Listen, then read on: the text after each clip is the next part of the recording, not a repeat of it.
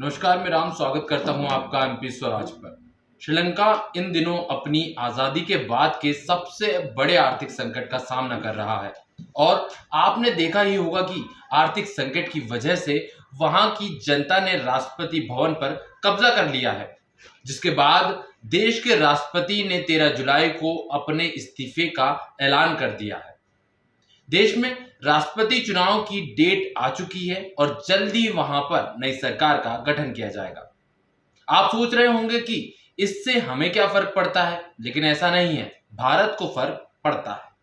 श्रीलंका भारत का पड़ोसी देश है और अगर पड़ोसी दिवालिया हो जाए तो आप खुश रह पाएंगे?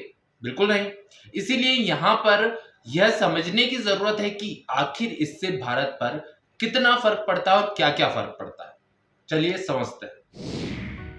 श्रीलंका में आर्थिक और राजनीतिक अस्थिरता की वजह से भारत के समुद्री कारोबार पर असर पड़ेगा, क्योंकि भारत के मालवाहक जहाजों की आवाजाही में कोलंबो बंदरगाह की अहम भूमिका है। भारत आने वाले 60% जहाज इसी बंदरगाह से गुजरते हैं। वहीं भारत के कई सामान श्रीलंका के बाजार में बिकते हैं और श्रीलंका उन सामानों को खरीदता है।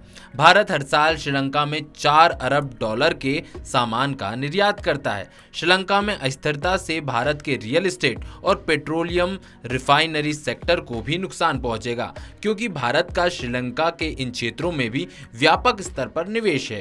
कर्ज देने के मामले में चीन और जापान के बाद भारत का नंबर आता है। ऐसे में अगर वहां पर हालात और बदतर होते हैं तो भारत ने जो कर्ज दिया है वो पैसा वहां पर फंस जाएगा।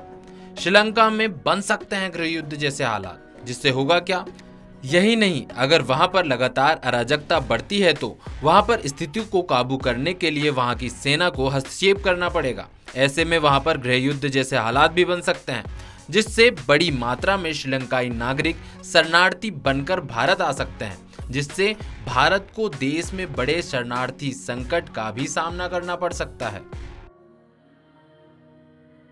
मध्य प्रदेश की हर छोटी बड़ी खबर से अपडेट रहने के लिए सब्सक्राइब कीजिए एमपी स्वराज।